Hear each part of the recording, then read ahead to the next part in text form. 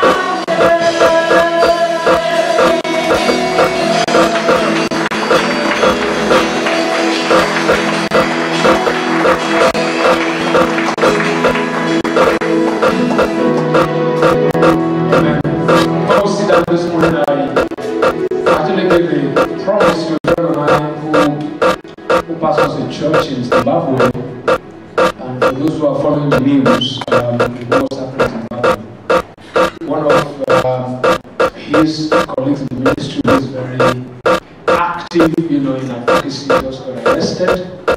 And, the whole church is kind of troubled at this time, and I ask you to promise that the church is going to pray for him, for his church, and for Zimbabwe. Is that a good idea? Yes, so let's just pray together. Let's lift up, his name is Matthew, and let's just pray for him. I can't remember the name of his church right now. But the whole country is actually in turmoil.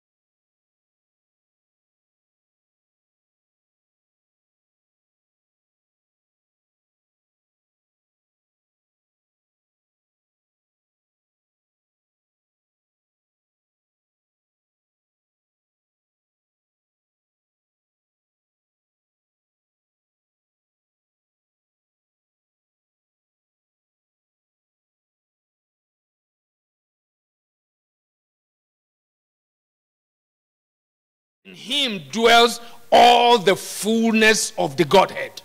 In intention, in purpose, in counsel, everything God represents, we're able to find it in a person. In the same way, when we look at the vision that God gave us as a church, we can use a Bible character, and that's John the Baptist. Right? And we're going to turn to the book of John the Baptist this morning, chapter 1, right?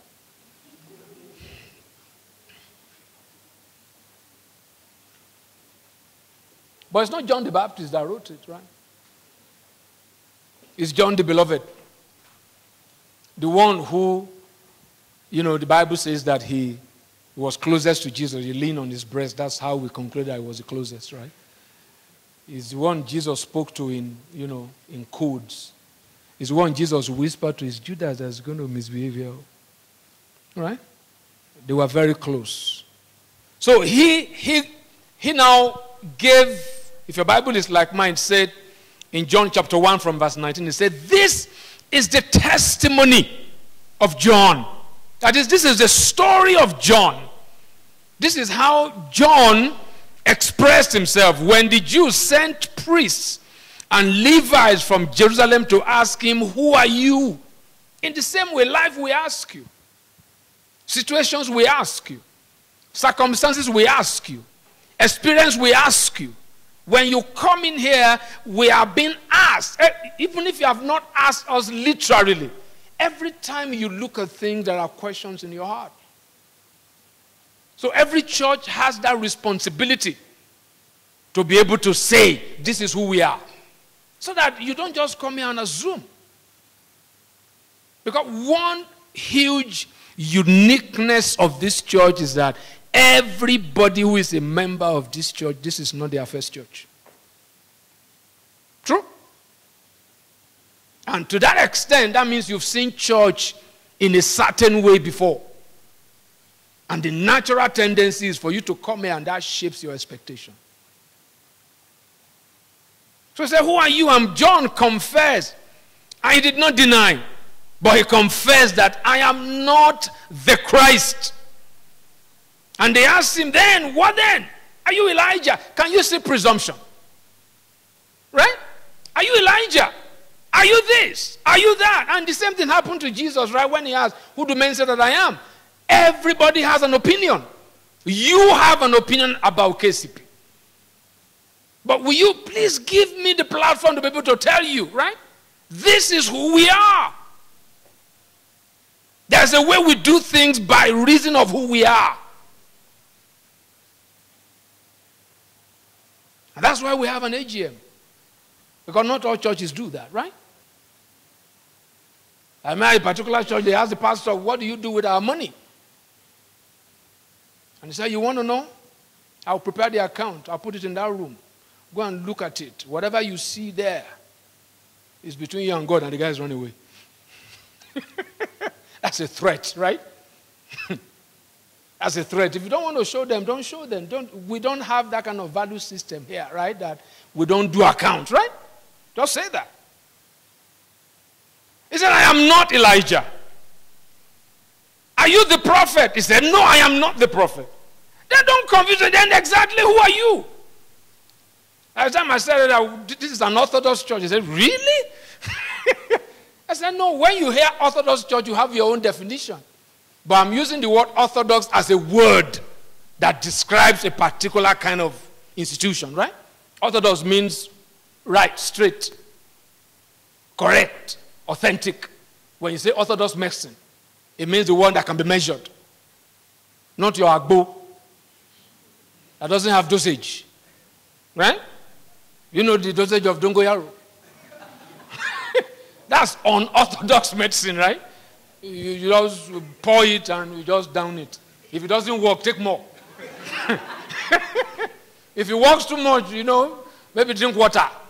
That's unorthodox. And you see, unfortunately, that's the way some churches are. It's a cocktail of many opinions. But God has given us that kind of wisdom. We need to have an identity.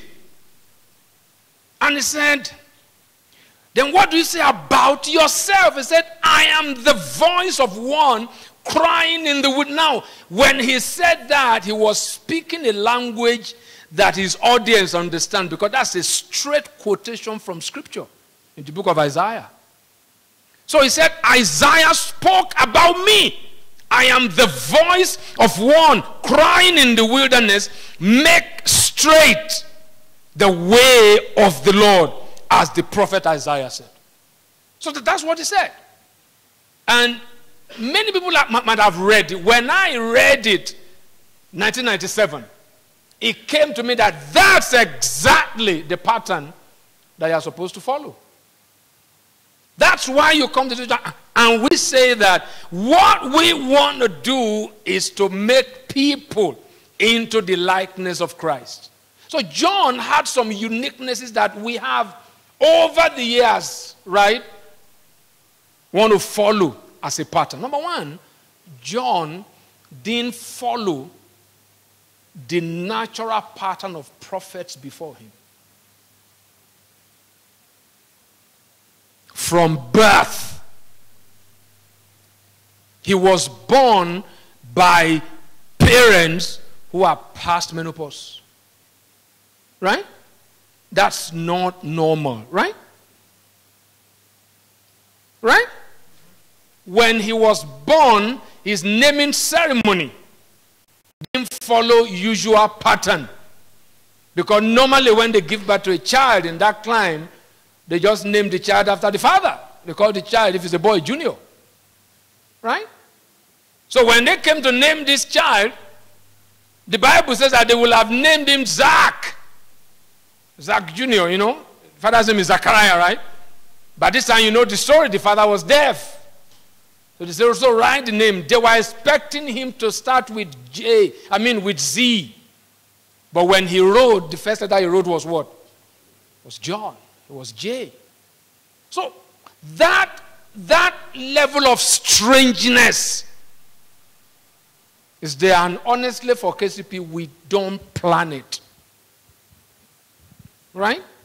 It just comes by inspiration. Somebody said once that, why don't you share grace in this church when you close service?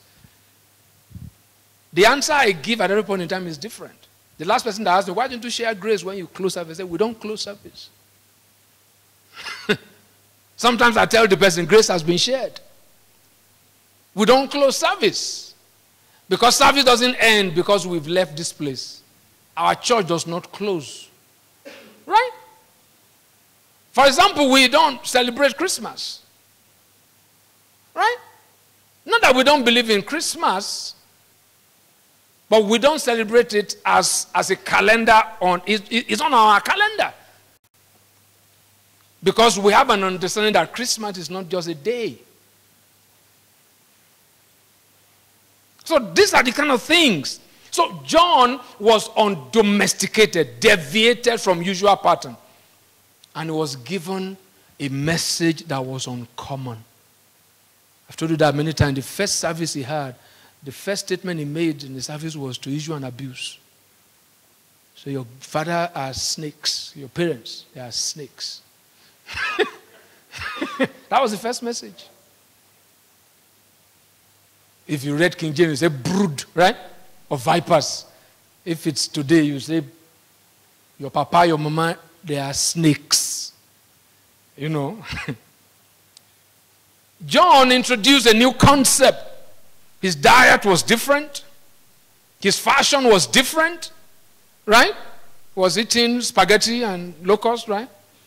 Wine honey he wore camels. I don't know if he was maybe so into a waistcoat or, you know, but he was kind of very undomesticated. But at the very core of it, which also you find here, John carried a burden for social change. He had a message for every structure of society. So that's why you heard me this morning. For instance, I started by talking about the politics. John had a message for the military. John had a message for kings. He had a message for the priests. If you come to the membership class, we actually break these things down. You see, so that's who we are. That's who we are. So John Now, historically speaking, in biblical history, John was the last prophet. Because they asked him, are you the prophet? He said, no. Because that one they were referring to Christ. But he was the last prophet. In fact, John is the last prophet of the Old Testament. He was the last prophet before the advent of Christ. John was the one who pointed his generation to Christ, and introduced Christ to his generation. And that's what we do here. Right?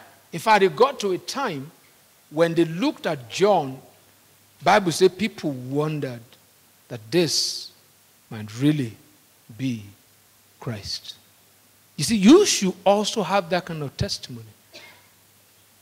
As you grow, when people look at you, your conduct, your utterance, the way you live your life generally should remind people of the Christ they read about in the Bible. That's why here we say that we want to make saints perfect. That perfection is is being patterned after Christ. We are growing into Christ. So he was the one who prepared the way for the manifestation of the pattern human. We also must be able to realistically point our generation to Christ by the way we live our lives. Right? By the way we live. So that's our vision. For us to do that, we need to have a deadly commitment to being authentic. Truth is something we value. So John said, I am the voice of one. That's critical. That's the name of our choir, right? And we give such names to constantly remind ourselves, because it goes more than singing. He said, I'm the voice of one. What will make us become who we said we are? Because we can't do what God is asking us to do until we become the person that can do it. There must be an intentional, realistic, by decision, a gathering to that voice of one. KCP is a place where we want to produce people of a particular kind of lifestyle. So when you come here, you come under an influence so that you can begin to express in a particular way. We want to gather to a voice of one. There is a way the church is wired that all of us must identify with. That's why we subscribe to values. The church is powered by values. What are values? Values are ways of life that is non-negotiable. What you value is not subjected to argument. It's taken, accepted, and you abide by it regardless of the situation. You don't negotiate values. The moment you begin to negotiate, it is no longer a value. So for values to be really seen as value, values must be valued. That's a lot of values there, right?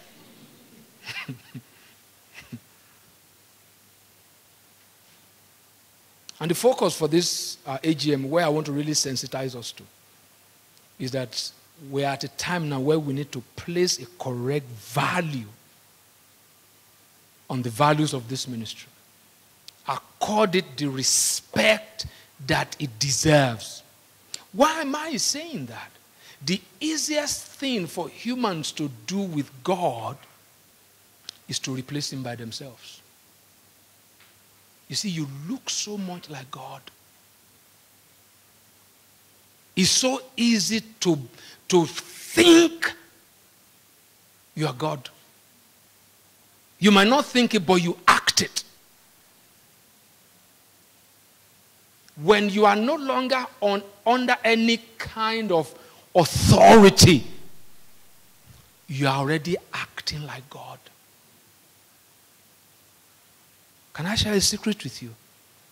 Even God does not just want to brandish being God. Is it not in the Bible that he exalts his word, right? above his own name. That's why for him to be of any use on earth, he became man. Right? And that man was subject to human authority. Paul wrote, though he was God, he did not brandish the right of being God, but he did what? He brought himself under. Because this ministry needs to be valued for what it is. To see it as all man is to be lacking in discernment. To see it as all God is equally to be lacking in discernment. And that leads to all manner of reactions, all manner of approach to things. I was sharing this morning, that there's something God impressed upon my heart that I need to go way, way back to discover when things work and begin to apply that. Because he called me Mr. Futurist.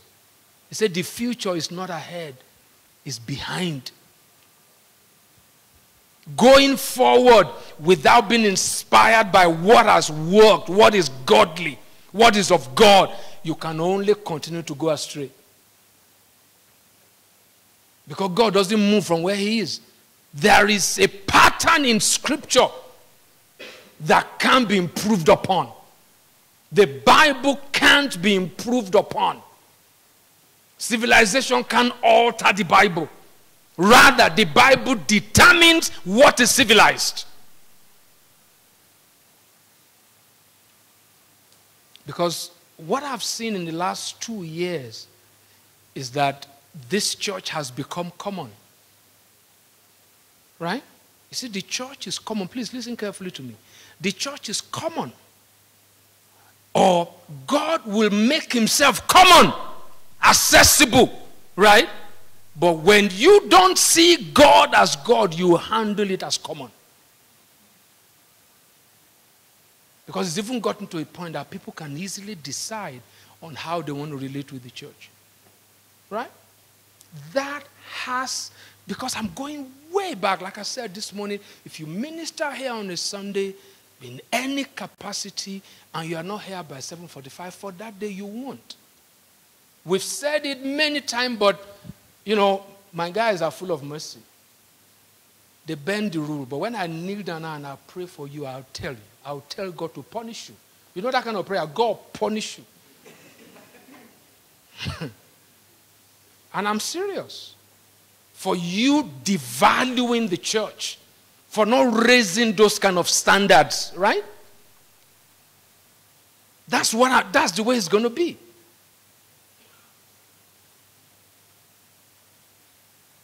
So that the truth that God has sent to liberate us will not ensnare. For me, I have made up, I will not shun to declare to all of us the whole counsel of God.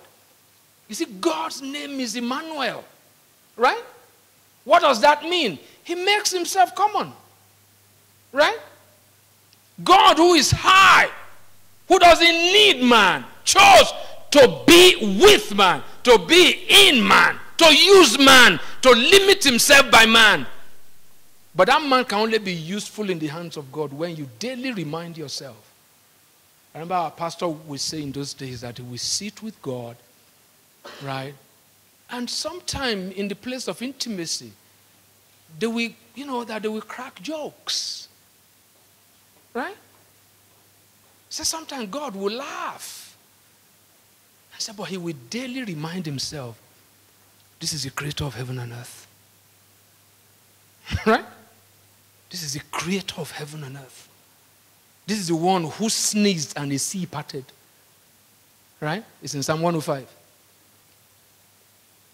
When Red Sea parted, it was because God sneezed.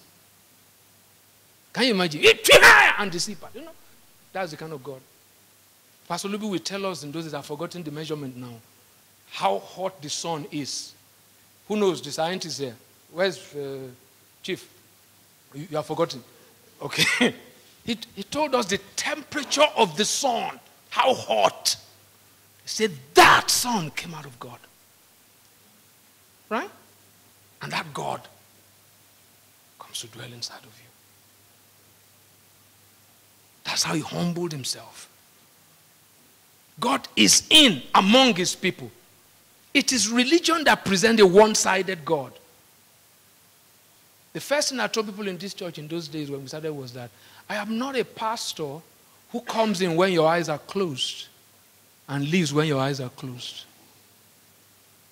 And I remember Pastor Isaac came here and said there was a church he used to attend, that one day he said, I must know the car this pastor drives. I want to follow him, because when they are having the slow part of worship and all eyes are closed, the guy, by the time your eyes open, the guy is behind the pulpit. When he finished the message, all eyes closed, every eye, and the guy sneaks out. You see, that's how people sort of build respect. But Jesus wasn't like that. Right? He wasn't like that. But if you're not careful, you can begin to trample on it. So it's a John the Baptist kind of ministry challenge. Look at it in Matthew 11. I'm saying because we need to be so anchored on this. John had that challenge as a person. And anyone who follows the pattern of John, we also. John knew he's the voice of one, right? So maybe this is from me, or maybe from, for leadership. Matthew 11, from verse 2. When John had heard in prison about the works of Christ, he sent two of his disciples and said to him, go and ask this guy, are you the coming one? Or do we look for another? And look at the response of Jesus. And you want to underline a particular expression there. Jesus said, go and tell John the things which you have heard and seen.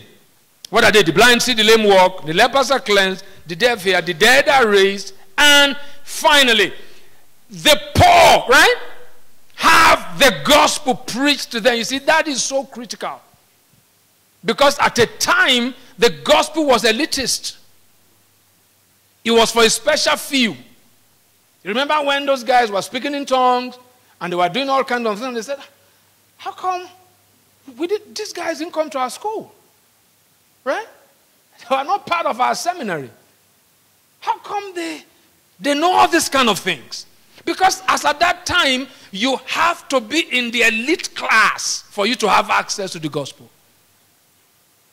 But said the proof of this is that the gospel has become common. Because John too was worried about the pressure and the insult and the persecution that he had to endure under Herod. I'm supposed to be, the forerunner of Christ. But look at it. Going forward from verse 7, Jesus now eulogized John. And then Jesus began to say to the multitude concerning John, what did you go out to the wilderness to see? A reed shaken by the wind? What did you go out to see? A man clothed in soft garments? Indeed, those who wear soft clothing are in kings' houses. What did you go out to see? A prophet? And he said, you bet. John is a prophet. In fact, more, right, than a prophet. This is the one that Isaiah spoke about. You see, this church has been mismanaged, abused, misused, disrespected because of the values that we subscribe to. Right? But that has to stop.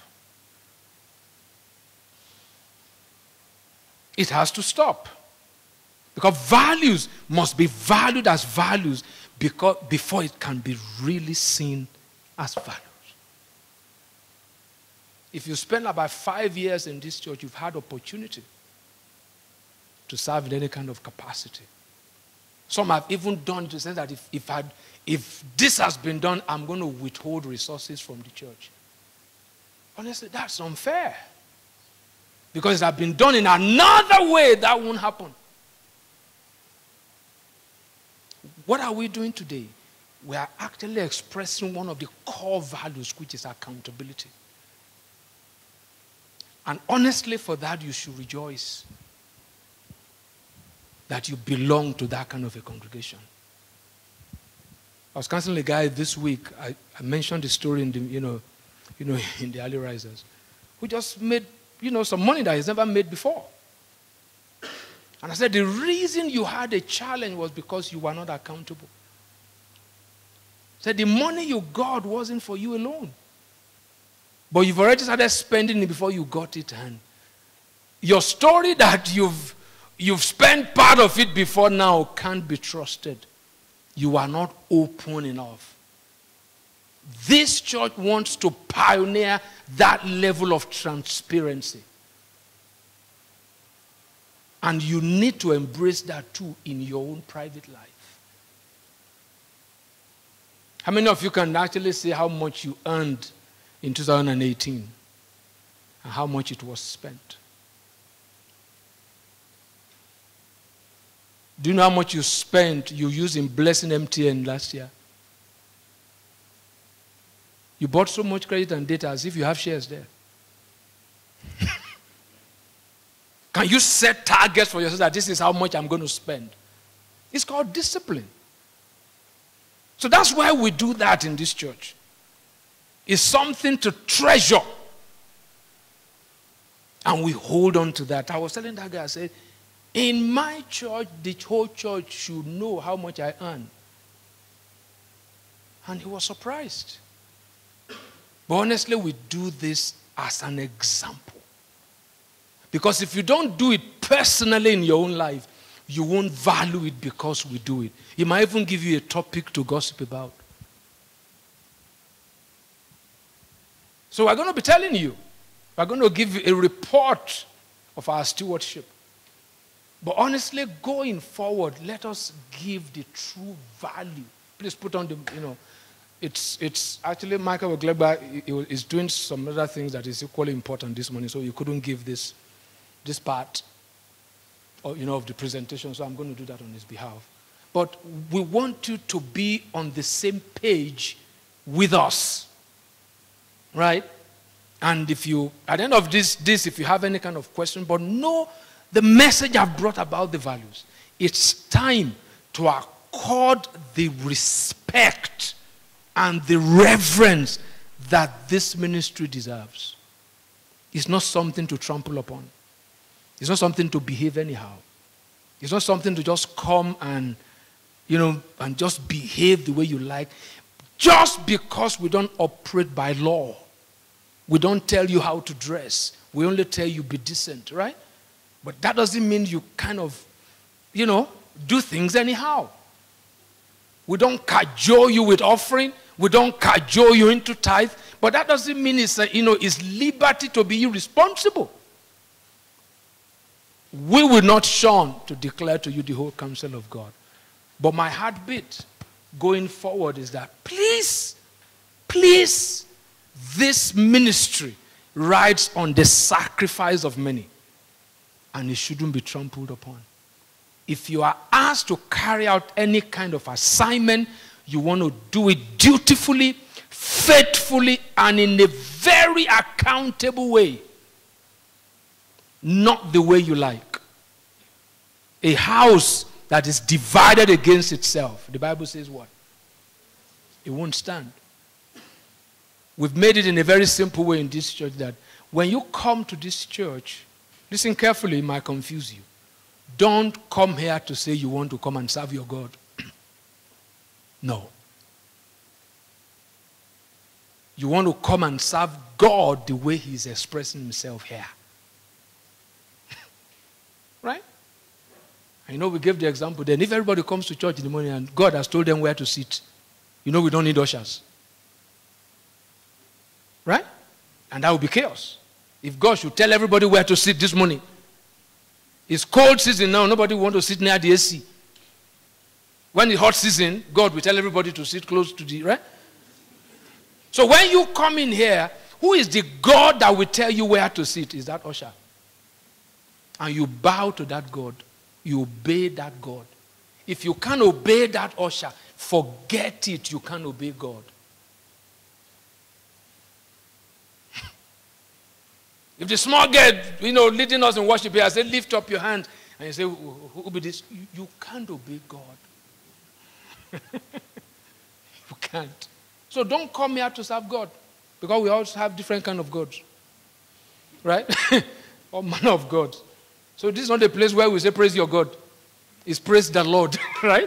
Because if you say praise your God here, it will be very serious. So let's move on. I don't have a clicker, so you guys have to just... So this is what we call the stewardship report. Move on. Or you want to give me a clicker so that I can... Oh, okay. So this is for missions and the community affairs. Go on. I don't just like this. Go on, go on, go on. All right, just skip all this. I've already spoken about the vision. Is it working? All right, cool. So this is our structure, and everybody has to understand it. He told me it's working, right? Is that what he said? Are you witnesses? Okay. Is it working? If it's not working now, come and tell me. Now, the church has a structure, and everybody must understand it. And you see, structures are not inanimate. People make structures, right? Everywhere you hear is because of the system. There's wahala. Because people, systems don't have life. It's people that make up system. If you say Nigerian civil service is corrupt, is there anybody whose surname is civil service? Right. So the church has a structure, and all of us, please, if there's anything here that we are going to show that you don't understand, there will be opportunity to seek clarification, because you need to know how we operate. So this is not just a structure, it's an operating structure. This is how we are arranged so that we can carry out what we are supposed to carry. He said he's working. I'm still trying to see. Okay. All right. Okay, it's clearer here. I'm seeing it here, and I wanted to complain. Now, there is, okay, go back now. Chief. Okay. There's what we call you know the meaning of this, right? Pastor Dot. That's just my nickname. Office of the Set Man. These are ministries under my direct supervision. And there are people that work with me. You know, we have a radio, the Patrice Radio. We have an NGO. And then there's a media ministry in the church.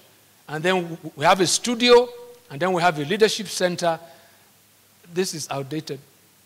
Is it still there? No. Agada, are you still there with AWDR? I don't think so.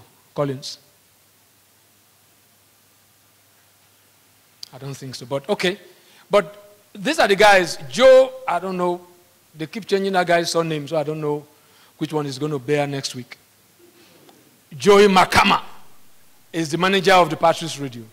Now, there's a new guy that's just joined us, who is the program manager of Patrice Empowerment, which is our NGO. Many of us know about the Patrice here. But you see, Patrice Empowerment Initiative is the social phase of this church. In fact, they are the promoters of the radio. It's under Patrice that we actually give our scholarships. The scholarship program that we have is done under the auspices of Patrice. Whatever we want to do with society, it's done through the name of Patrice. For instance, I remember it was about to mean that last week, the Gentile community actually came here to pay us a visit, right? It's because we have an initiative there, that we've given some children there some scholarship, and we also have like a reading clinic, that goes on there. So we have that kind of mission outreach to Gentile. And what we've done is that every AGF in the house must come up with a social, a kind of, like a ministry initiative. The reading clinic is actually being done by the Education AGF, right? And that has been on now for about a year or two, right? Yeah, and that's something we're going to keep doing, keep refining, because education is so critical.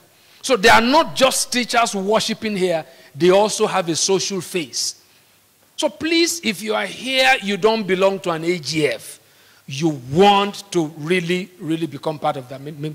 Maybe we'll talk about that, as we go on. So Chohu Joshua, he just joined us to so he's somewhere. Yeah, please stand up and let them see you.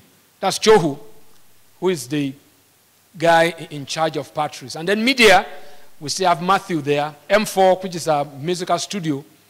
Gideon is still the one. And then Chohu and Joey, they also work with me on our leadership center. And then the radio program called AWDRAC, which is Answers with Dr. Reju. And you see, these are initiatives that we've introduced to the house. People have made commitments on it. But I'm going to put it straight. Sometimes lack of commitment will breed indiscipline when we don't value things. Do you know that when you give us a commitment, we take you seriously? That you commit to be given certain amount of money for that program. That's why we are still on air. When you don't, we enter into debt.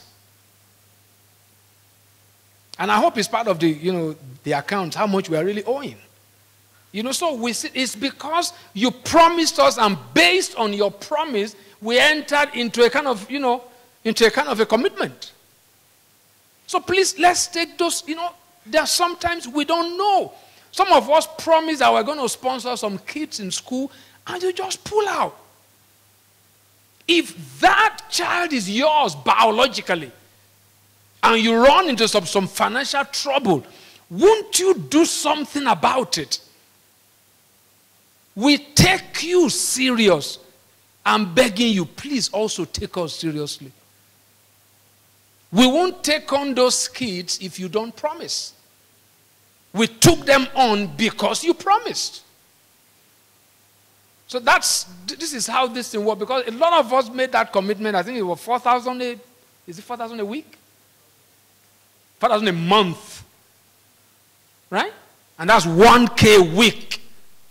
And some of us default. You see, that can't be because you don't have. Please don't let it be heard that you forgot. It's like saying, I actually forgot to take the next breath. That's death, right? So, please go on here. And then we have another ministry called the Missions and Adult Ministries, which Mike actually handles. Now, we're coming up with this because of a renewed focus on increasing our numerical strength, on boosting our numerical strength. So, we're coming up with an evangelistic intelligence team that's actually going to work. They're going to come up with strategies on how to boost our number. And this, Deborah Momond is going to work with, Mike there. And every affinity group, we also contribute a member to form that team. Please, when you are kind of nominated or suggested, and you agree to that, we want that commitment level that we can always count on you. When you are given an assignment to do, you want to do it. Because by the time we're having our AGM next year, we'll be given a report on that particular initiative. And then we have KCP Ladies, which is being led by Mrs. Ojigo. Perfect Men is being led by Michael himself. And then we have this other ministry cluster, which we call the Young Adults. And because of the guy that's leading that, we've marked that with projects and facility management. So under that is under Shile, and we have Boundless, which is being led by Agada Stephen. We have Club Beautiful. Club Beautiful is the is the fellowship of all beautiful girls in this church. If you are not okay, I just want you guys to be alive, right? Because you are keeping you're too quiet for me. We call it Club Beautiful. This is for all single, right? Single ladies in the church. Is that any age? Back in there, right? Huh? 19 to 35 years. So if you are a single lady between the age of 19 and 35, you're beautiful. Right? So you are in Club Beautiful. There they're going to teach you how to use cascara, teach you how to use mash, all those cement that they, I come from a predominantly female home. This my trip, my sister asked me to tie her gele. Yeah. But they said there's something they call e-gele now, have it? Or is it e-gele? Or how do they call it? Auto-gele. That's the one that... so I the one that help her, because to do the thing at the back, put the latch and everything, and you know. So I do all those kind of things. I'm very... I've lived in guest houses all my life. So I know what's, you know. And then our projects and the maintenance of our facilities is being handled by, you know, so Shile handles the projects, and then Isaac, you know, handles all our maintenance, make sure that our generator works, make sure all the things in the, you know, works. And he has some other guys that work with him. Please, if I'm leaving anything out, please just let me know. Okay, let's move on. Please, let's have this in mind so that you know who, right, responsible for what. Then Wale Hamza is in charge of children, youth, ministries, and hospitality. Under that, we have the Day Spring, which is, you know, what we call our junior church. We have the Edge, which is the, you know, the teenagers and high schoolers. Protocol, that's what we call, you know, if we have a guest or we have a meeting, they are the guys who do all the Martha ministry, right? Make sure everybody's kind of confident. Then we have the ushers who organize the, you know, the temple for, you know, for service. All the guys that you see in this column here, it's not, this column here, that are the members of the governing council, right? So Mike is in charge of our accounts, and is also the, you know, the guy who is in charge of the spiritual development of the church. He's actually the pastoral assistant. So he's in charge of our account, that is bookkeeping, to make sure that everything that comes in is properly recorded. All the trainings, discipleship, and things like that. Our weekly meetings is the one who organizes it. If you see anybody that comes to preach here, is the one who does all the scheduling, you know. And then all the accountability group fellowships also report to him. Now, on this end, you see what he directly, you know, supervises. And for the AGFs, all the AGF leaders, they have a coordinator. And that's a Bongleba who coordinates all the AGF leaders. All right. Okay? Let's move on here. Then Collins is the central admin, and he oversees the central administration of the whole ministry and then the education part. So you look at the Pavilion Hub, which is the office. Finance is different from accounts, for those of us who know that. Finance has to do with planning. Accounts is bookkeeping. But the two of them, for any kobo that is spent in the ministry, the two of them must agree. Right?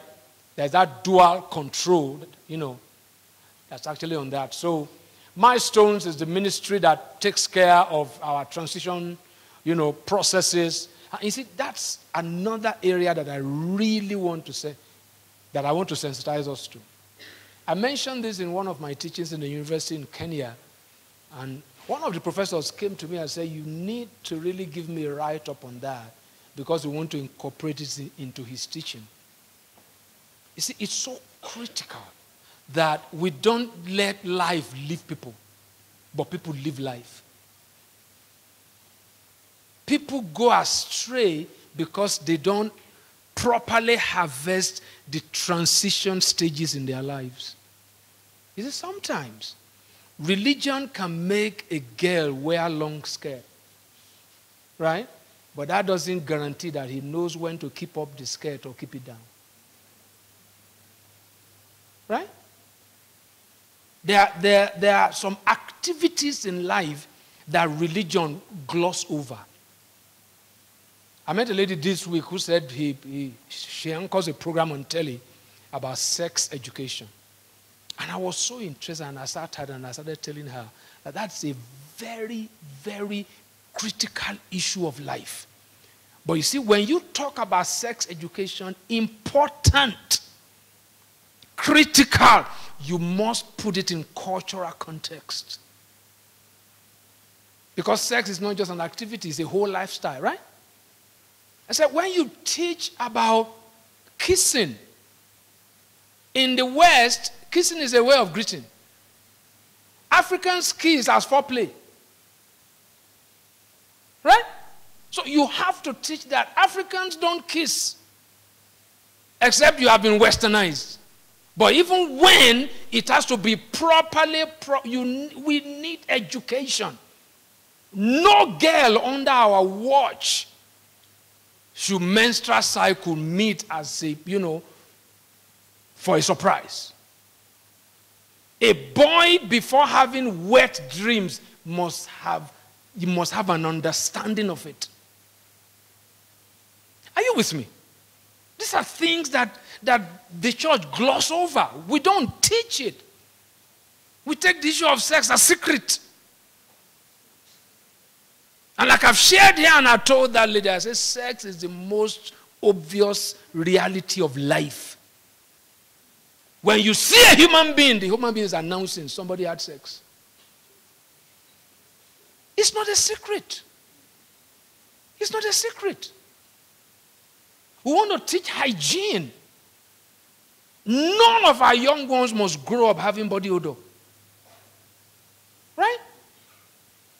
Teach hygiene. That thing is horrible. You walk up into an interview room and your glory fills the whole place.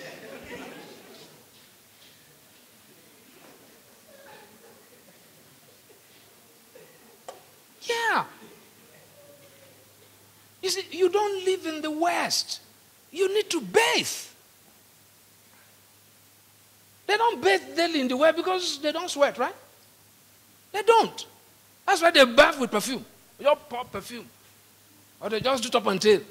If you do that here, you stink.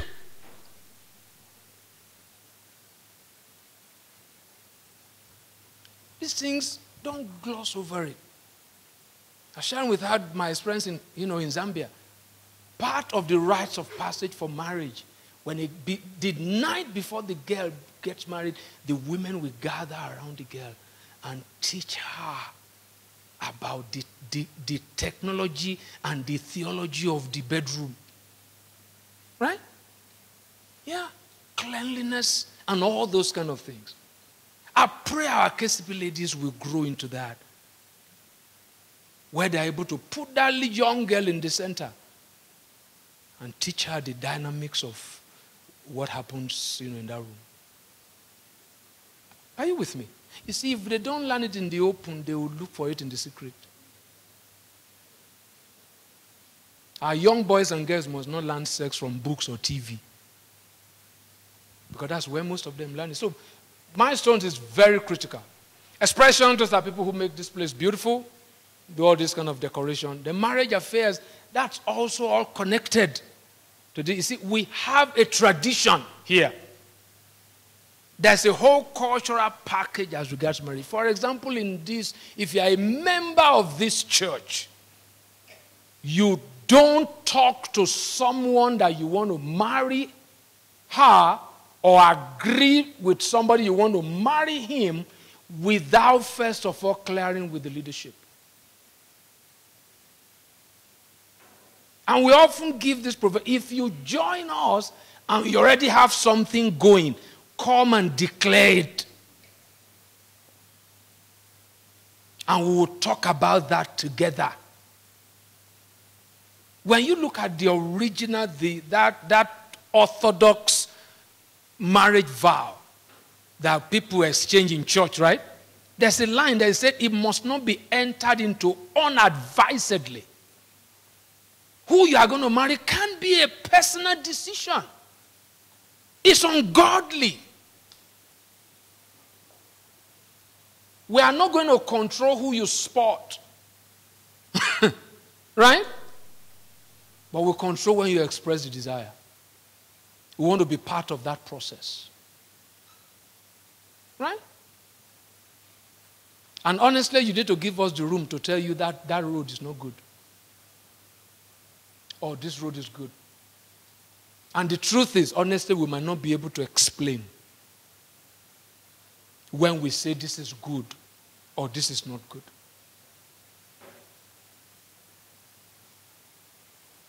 You need to give us enough room. I'll share the story, in early risers. Somebody very close to us saw a young man who, and he went to him and said, you need to meet my daughter. They're marrying this year. Yeah.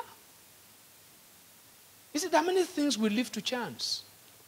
The families that control the affairs of the earth, they don't marry anyhow. Yeah. They don't marry anyhow. You can't just bring anybody. You can't say because she's pretty. Or the guy is tall. You see, and the whole world is getting back there. It's not a community affair. Don't do it. It's only children that you give a toy and they don't wait for you to instruct them on how to use it. When it gets broken, they will do what? They bring it back. And then KCIS, KCC, those ones are, they're run by a board, and that's the head teacher, and that's the dean of studies for the college. Move on here. Okay, this is as regards the way we grew last year. Yeah, move on. This is new guests. 2018, we had a total of 113 new people walk through our doors. I don't know if this report captured how many were retained. Okay, so, and that's the age bracket. You see, this is to give us an idea of who we are really reaching. Who we are reaching. 41 years and above were 21, 31 to 40, 21, 25 to 30, 39, 18 to 24, 30. That gives us an idea of the makeup of this church in terms of age. Right? In terms of age. And everything we do need to take all this into consideration. You see, this is a very good mix. 10 to 17 is just 2. That means they came with these other guys, right? Now, this is a very good mix. Because what the 30 to 40, 25 to 30, what the 41 and above lacks, they have. And what these guys lack, there was a time that I spoke about energy and honor here, right? You see, that's the mix. Those two dimensions of life must always kind of come together for us to be meaningful. If you're of age in this church, you are female, you want to make yourself available to the younger ones. And the younger ones who are here, you want to also make yourself available to listen to counsel and instruction. And please, as you do that also, it's also critical for you to check whether the instruction that you are given is inspired by the narrative of this church. I've had a pastor before who worked with me and counseled the guy who had a problem with his marriage. I've shared the story here before. And told the guy, how can you in your right senses marry an Igbo woman? Yeah, that was what my assistant said. In your right senses, you married an Igbo woman. You see, he was talking from a body of narrative, right? Because where he's coming from, Igbos are bad. Either your name is Chukwemeka or Chinyere. That's the way he's been taught. And it took a long time for us to be able to convince that guy that your wife's behaving this way. Not because she's Igbo. So you have to be sure that you understand what we stand for. And it's out of that you give counsel. Here we are not tribal. We respect people's tribes, right? But this is a tribe in itself. Okay, please move on. So that's like is this the bar or the pie? Okay? No, I've not been in school in a long while, so please pardon me. All right, that's just to express it. Oh yeah, move on. And this is the attendance. Male and female. I don't know. This is, okay, Sunday is in, what color is this? Red. Wednesday is in orange, and Friday is in yellow. So that's how you see it. So you can see, now, at a glance, you actually see the value people put on prayer. Right? Because Fridays, people don't, they don't value it. This place is scanty. You see, prayer is not something that will ever be convenient for you to say you want to engage in. You have to intentionally. And I've said that here, believe it or not. if you don't value corporate praying, your private praying is questionable. It's questionable. So please, let's adjust this. Right? As much as possible, let's adjust this. Let's try and, because from the second week, right, of next month, we're going to be having a 10-day prayer. Week 1, we're going to be having a 10-day prayer, which is going to be, we want to have an experience in God's presence, right? And kind of fellowship with Him and fellowship with one another. And we know that by the time we come out of that place, there's a way it colors, it shapes our prayer life, it shapes our thinking, and we're going to be saying more about that. So that's about, so I'm going to leave now and ask Collins to come and talk to us about the finances. He's the one who is much abreast of the figures there. All right, please come. Please, at the end of this, if you have questions, we're still going to address that. All right. Good morning, church. Okay, I think I'll take it up from where PD just stopped now. We're looking at our finances. Can we? Okay, next slide, please.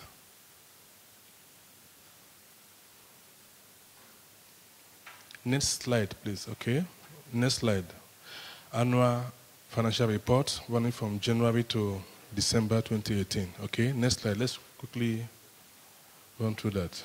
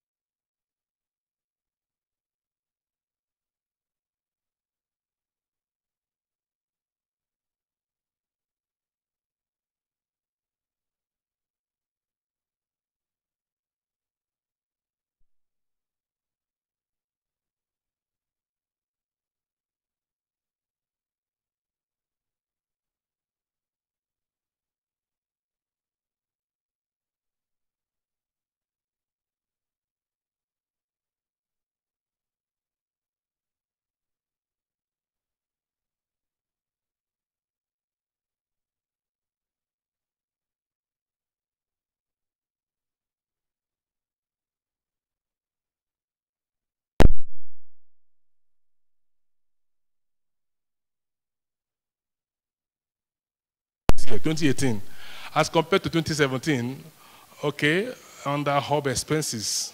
And this was basically the fact that 2018, we had some new, we have some new programs and outreach activities like the Patrice Radio. In 2017, there was no Patrice Radio. So all through last year, 2018, I think around April, we began that project.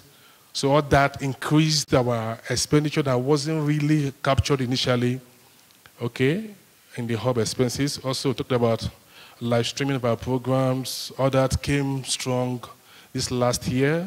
We had to reinforce and upgrade our PA system. All that happened 2018. Internet, social media presence has been upped, so all that involves more money. So that means that if we must sustain or even up our game, we need to look at those areas. How we, like Pastor was talking about AWDR, we need to sustain presence as regarding reaching out to people outside here. And I believe strongly as a person that, to me, when we meet here to get equipped, to get trained, to get built up, but I think what we do outside also matters. It's not really about us. It's about people hearing us. So those mission-based operations, I think, is still critical for us to consider as we look at the budget for 2019. Okay? Money spent on utility this year was more than that of 10% increment. But the activities carried out this year is more than that. This money doesn't really reflect much of the effort we have made, activities carried out in 2018 as compared to 2019. There was much of activities in the hub and media and also, okay, media, that's radio and all that. We did much more this last year than 2017, okay? Yeah, next slide, please. So at the point of closing 2018 and opening 2019, let's look at account balance. We had to use that of January 2nd because that was what gave us accurate expression. We had about 509,000 in the main account. Okay, and for other accounts, First Bank covered account 5,989. Pavilion Project Fund. Project, okay, funds, you have about 485. First Bank Savings. Now, this accounts came out this way because the money for the project, which ought to be in Pavilion Fund, is still in the main account. The money has not been moved to the project account. So we have so much, maybe 509,000, because there is money that came in during Thanksgiving meant for our project, and that is where a bulk of the money is being lodged. But at time of usage, that money had to be moved to a project account. From there, the project guys can draw for implementation. There are some other accounts that are not captured here. Let's look at the next slide. Like M4 account. Yeah, you have a MICA 4 account, okay, 35,000. You have a AWDR account, 5,000. You have Patrice Empowerment Initiative account. That is just 313 Naira, not up to 500. You have KCP Endowment Funds account, 12,000. You have KCP Marriage account, 12,000. You have KCP Health account, 5,000. That was the account status as at 2nd of January. Today is 20th, so there will have been some changes, whether upward or... this is about 2nd of January, okay? So if you paid in some big money between then and now and you're not seeing it, definitely it's there. Or if we've made some other hard costs to do some withdrawals, it would have changed, okay. I think we still have some informations. Okay, so that was 2018. Based on what came in and all that, we have to come up with an expectation for 2019. And maybe Pastor will talk more about that later regarding the account heads. Can we just go to the next slide, please? Before now, basically the way we take our offering is tithe. Sorry, we take our resources is tithe, offering, give to projects. But like he mentioned, we want to be much more investment oriented. Money is not just something we just spend. Money is something we invest. So that is the mindset we want to put with this year. So you'll be hearing less of offering and tithe as we go on in 2019. You'll be hearing less of that. We want to talk about what we want to do and how we want to fund it. Life is an investment. So we are seeing, for instance, you talk about church operations investment. What are church operations investment? You're talking about, everything we give to run church operations, every admin expenses, whatsoever it takes to keep KCP running, to maintain KCP as an organization, and to fund our activities within KCP, all coming here. So that captures that. There's a breakdown for that later when we go to sleep. Tithes, offerings, all those stuffs, okay? But also, apart from we investing into church operations, we also know that life is beyond what we do here. We have a lot of activities we have marked we want to do under missions. For instance, AWDR is a mission-based program. Radio is reaching out. The Patrice Initiative, or every AGF will be coming activities. Money will be needed. This mission funds captures all that. Everything has to do with activities outside KCP. Okay? We want to deliberately ask ourselves, how much will it take to accomplish all that? And it's about 10,721,000. That means if we have this money, all we plan to do by the grace of God will be accomplished based on financial investment we will give to missions. Okay? And also beyond that, we have another financial head which we have called Facility Development Funds, FDF. That means whatever we want to give towards this is purely meant for our facilities development taking place at Govatops. And we're looking at 42,800,000. These are budget estimates. It could be a bit less, it could be a bit more, because things are changing too. Projects are changing, and but these are things we have earmarked as target for operations. And can we go down? When you knock all this together, okay, yeah, breaking down how we arrive at these figures, you look at the first one I talked about, church operations investments, maintenance of all our facilities to keep things running, repairs and sustain and maintain them that they will be at the ultimate best, servicing equipment, that is about ₦1 million, okay? Hotels and travels, gift, entertainment, childcare, hub expenses, personage, salaries of staff and everyone that works here, rent, what again? Junior church, teen church, utilities, savings, and loans. Others mean debts too. Maybe for that person talking about AWDR, I didn't mention that there. I thought I did, but we have about ₦1 million we are owing Redeem. Yeah, about $1 million. Last year it was more than that. It was almost 1.6.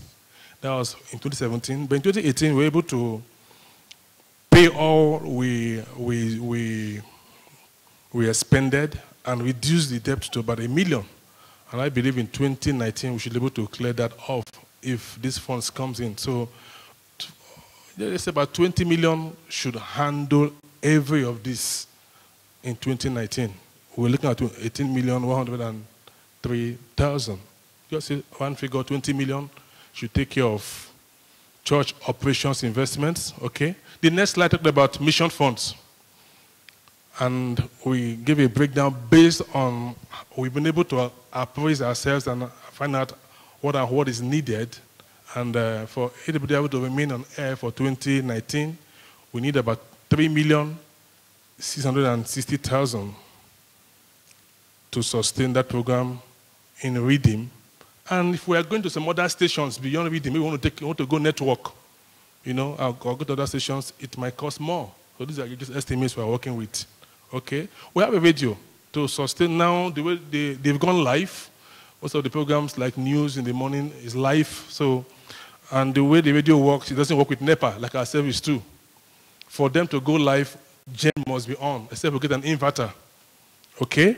But for now, gen must be on. So we looked at, to keep that radio running in a month is about 30-something thousand spent on fuel only. Okay? 7.5 in a week. Yeah, about 30K. Okay? That is to keep the radio running. Okay? And some other stuffs that goes with it, logistics and all that. Subscription of data and all that, because it's an internet radio. So we must keep paying a subscription every month, about 40,000 naira every month we pay. Okay? And for the staffs to work, we must give them data as well we fuel them. Okay. Patrice grants. Why grants to Patrice? Patrice is involved in a lot of things, and for now, they depend on grant because it's an NGO and they're not really making money. So it's being funded, and for the operations that has been earmarked for 2019, we're looking at 450,000. That is the least that we expected. But these things are subject to, like I said, what comes up in terms of, by the time we take off fully. If the project manager comes with some other ideas that may take it to a different dimension or give you better expression, it could affect what will be involved. We have M4 Creations. We have an endowment fund that's for the scholarship. We give to some special candidates, those in Genta and all that. That is the budget. That takes care of their fees. Okay? Outreach and programs, CTL. All that put together, gave us that figure of about 10 million for us to fund our missions. Then the last aspect is the Facility Development Fund. Okay? We need to register our land, all the documentations and everything. And we're looking at about 1 million to get all that in place. We're looking at fixed assets, which we need to ensure that in place. Project at the give top. Personage. Okay, personage maintenance, that means, these are just under maintenance. Shirley will be able to explain more in this area if you have any question, how all these things works. Okay, they are just estimates to guide us. Okay, I think that is almost anything else. Okay, so the grand total for the budget for this year now is already 2019 is 71,624,000, and if someone writes a check of maybe just 100 million, I think anything else we get is just whatever. So why are we announcing this? This is what we need to do, what we believe God is asking us to do, the way it should be done. And I believe that, like Pastor will say, that when God gives us a vision, the resources to fund that vision is within us. So if everybody does his part, I think we should be able to come this time next year and tell you how well we have done what we are supposed to do. Okay, there will be a commitment to this, definitely, and it will come through the AGF platforms. We've seen that appears to be the most vibrant and the most effective platform in recent times, so we want to work with that. That means that for you to be part of this, you must be part of the AGF. We won't be coming here to be asking for money or be announcing about money, but in the AGF operations, we want to see how everyone is contributing his or her own measure to fund our activities. So let's look at the slip. It will be coming to you on the AGF platform, and when you get that slip, you will see things like, apart from your name and other information, you will see those 3 different account heads I talked about. Church operation investment. You want to be giving weekly, you want to be giving monthly, you want to be giving quarterly, you want to give a one-off. Maybe you just want to write a check of 30 million and give to your AGF leader and say, it's for this year, I think whatever. But who like, if we know the pattern, that will enable us plan. We can tell people, okay, come maybe once in a quarter, give us something worth maybe 10 million. Let's start the work every quarter based on what we have received from you guys or from ourselves. We can tell them every month we'll pay this or every quarter we'll pay this. So we need that information to enable us plan effectively. We want to see the pattern of turnover. If basically we are salary earners, that means it might likely be monthly. But if we are more of businessmen, it might likely not be on a monthly or on a weekly pattern. So we need that information from you to enable us plan. Okay? So tithes, offering, thanksgiving, group contributions and all that comes into there. If you want to give to support pastor, or any of us, what we call in quote profit offering, by my language anyway. All that going to there. Anything outside mission and Govatops comes under this caption. Okay? But if you want to give to Patrice Radio, you want to give to AWDR, you want to give to Patrice Empowerment Initiative, all other mission-based contributions, will capture them under this, and I believe they will dedicate a particular account for that going forward. That means our 3 main account heads as a church will come under this too. Okay? So maybe there will be a main account for mission funds. Under that main account, we may be having sub-accounts. But everything under mission, we'll go to that main account so that we can have an idea of how much is coming in there. Okay? While also we have another account head, which I've already talked about, the TAP and other building projects. So I believe today is the last time you'll see an envelope where you'll be having tithe and offering. By next Sunday, the envelopes you will likely be seeing, they will come under these account heads. So you know where to put the tithe, you know where to put your offering, you know where to put your mission investment, you know where to put your facility development investment fund. Okay?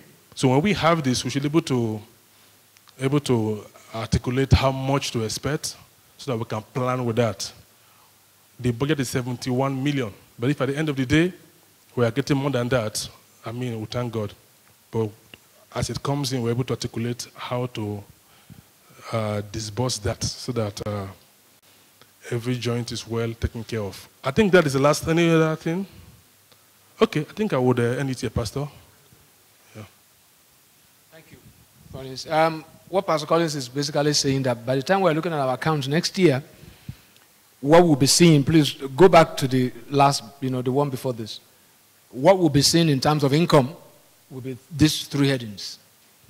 You're either given for church operation, for mission fund, or facility development. And that's, more reflective of who we are, trying to be as a church. It's not a tithe kind of thing. But that doesn't mean that you don't give tithe, right? It doesn't mean that you don't give offering. It doesn't mean, but it's just that we want it to be more kind of explicit. And for you to also know that this is what these things are actually meant for. So that's what it means. And then the other things there that we want to just clarify, go on.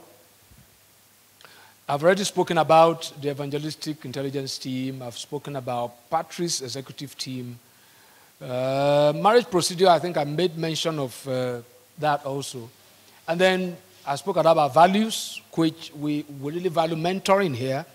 And, for a while we have limited in such a way the need for mentoring to the young people. But mentoring is a principle. And, it's something that as an adult, maybe as a married person, it's also something you want to be able to say, okay, I think I need someone who I need to come under his mentorship. Or I need someone that I want to be accountable to. Somebody who is going to be my accountability partner. So that's very, very important. And then the Top project, we are going to be giving you, constant update as regards that. Call that guy back here. Call him back. Adumodu, please don't walk out on us in church, please. You came around 45 minutes ago. And you are leaving now. Don't insult the church, please, right? The church is too small, so we can monitor that. Right? Please. You came in for about 45 minutes ago and you're leaving. That's an insult on the church. All right, so, and then there's a ministry that we've always had in this church that we want to reintroduce. It's our student care ministry. Everyone who is a student here, especially those in tertiary institution, we have a ministry where we actually take them through some sort of guidance as to how they go about their school. Because one of the ways we believe that a student should express their faith is in their performance in school. And sometimes those performances deep because they don't have some sort of guidance. We want to reintroduce that. And we're going to be giving you, the first thing you want to do is that all students here, especially tertiary, right? I think it's tertiary. Please see Wale and give your name. We want to first of all have the list of all students here. In fact, let's call it post-secondary, right? Either you're still awaiting, admission or whatever. Put your name, because even at that phase of life, you need some sort of guidance. So we want to reintroduce, that ministry. So please see Wale and give your name so that we can have, like a compilation. Any other thing here that we want to talk about? Is there any other thing? That's the end of it. Now, what I also want us to do is, if you have maybe like an idea of how best we can actually go about this, this is the time to really express it. Because we believe that wisdom is not just here. It's not just on the pulpit. It's also in the pew. So if you have an idea of how best we can really deliver on this, this is the time. Can you get a microphone so that people can make contribution? If you have an idea of how best or in a better way that we can deliver on, or maybe you have questions. So please, just lift up your hand and you just sort of mention it. Okay, the first question has been answered.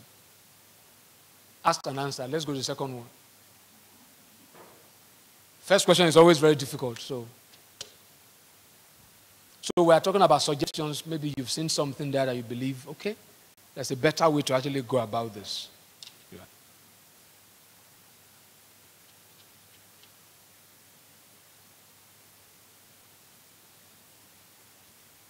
Anyone? Or you want to write it and give it to the ushers and then they can pass it if you don't want to speak up. You want to write it, you can give you a slip and you write it and then you can bring it.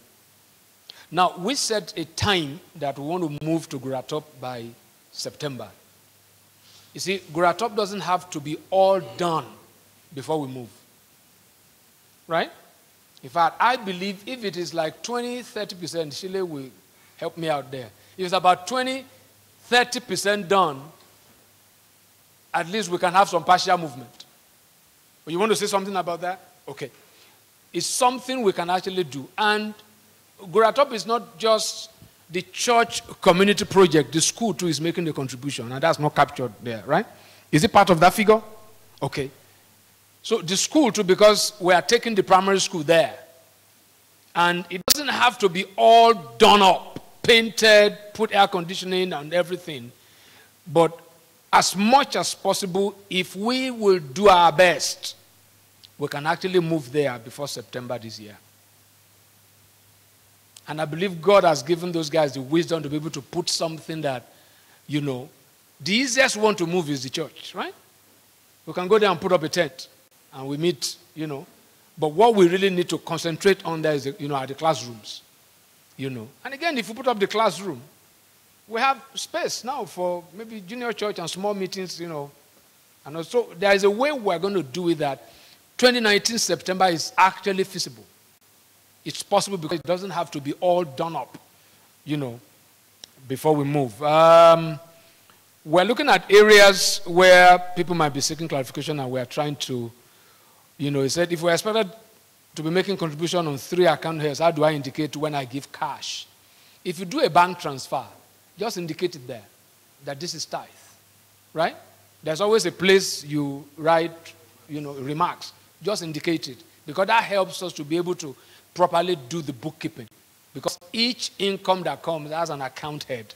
So please, do that. And if you give cash, that means maybe you drop it in the offering, maybe in an envelope. Just write it there that this is for missions, and if it is even specific, if you want to give something specific for AWDR, although when we capture it, it goes to the missions fund, right? It goes to the missions fund, but you can write it there as AWDR so that we know exactly of those heads, this is what has come in for AWDR portion, So I think I've made it very clear as regards our marriage, as our wedding relationship and how we go about all that. Please, I'm appealing to each and every one of us, both married and unmarried. Let's help ourselves so that we don't have, there's a way that this thing can cause a lot of conflict.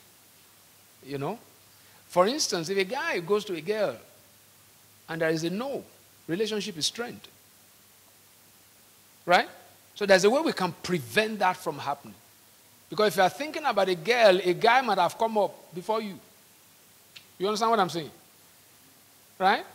There must be some procedure that's already going on while you are scoping the babe.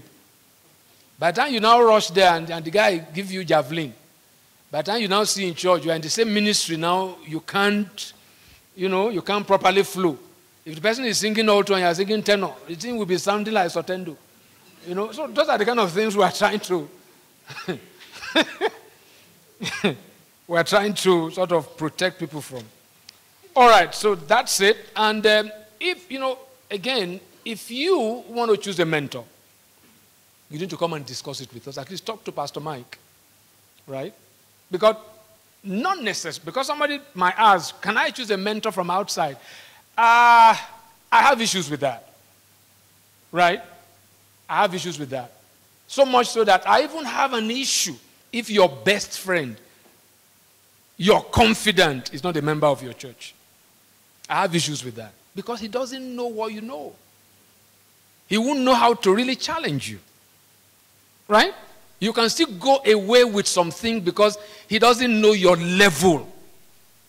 Now, you have a mentor, but you can have someone you look up to professionally. Maybe you are a lawyer. And you have a senior lawyer, right, that just guides you in terms of career. That's okay. That's okay. In fact, sometimes if I mentor somebody who is a lawyer and asking me things about legal profession, I don't know. I will even advise that kind of person to seek a senior lawyer, right, to clarify those specific issues. So, you see, it's like parenting. Not all things your parent, your father, or your mother can teach you. There are other things that your teacher in school will teach you. So the issue of mentoring is so critical. My pain is that church gets it last. They do it in companies now. If you are a staff of some banks now, you need to appoint, they will even assign you to a mentor who guides you through your profession. At this stage, you must have been writing this exam, right? At this stage, you must be here. You must have gone through this. So, but, when it comes to church like this, it's as if we don't really want to offer ourselves. We don't want to be honest about ourselves. And the way we also live, that accountability, it's like a tree with two branches. Community is the tree, right? It expresses in those two ways, mentoring and accountability. We can't have community if those things are not there. Who is an accountability partner? How do you function in your group? You want to be able to, open yourself so that people can keep you honest about what you said you want to do. But for you to be able to do whatever you want to do, when you want to do it, how you want to do it, success will be elusive. So it benefits you. And don't think it's easy for the person you are asking to mentor. A lot of people come to my office, I want to submit for you to mentor. I don't follow up. If the person comes, fine. I know hundreds have told me, I want you to mentor me. I don't see them again. It's not easy to be fathered. And it's equally difficult to father people. Right?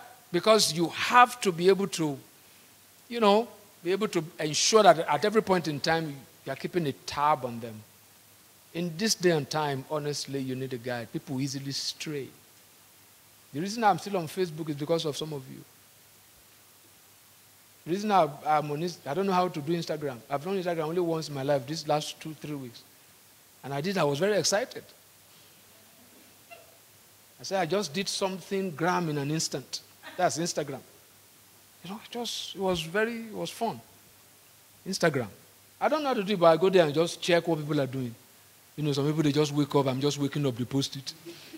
You know, I'm going for lunch now, they post it. I don't know how they live. And for those who change their DP every 10 minutes, you know, some things are left undone. So that's our open house for this year. But as a wrap-up, we have huge need, you know, for finances in this budget year. And we are appealing for that level of commitment. When you give, know that there's someone there who can't give. So give on behalf of that person. That's the way it works. Amen? All right. I've not said that in years. Amen? Sounds good, right? Yeah. Okay. How do we wrap this up? Is there any announcement, guys? Okay. Let's listen to the announcement and then we'll be out of here.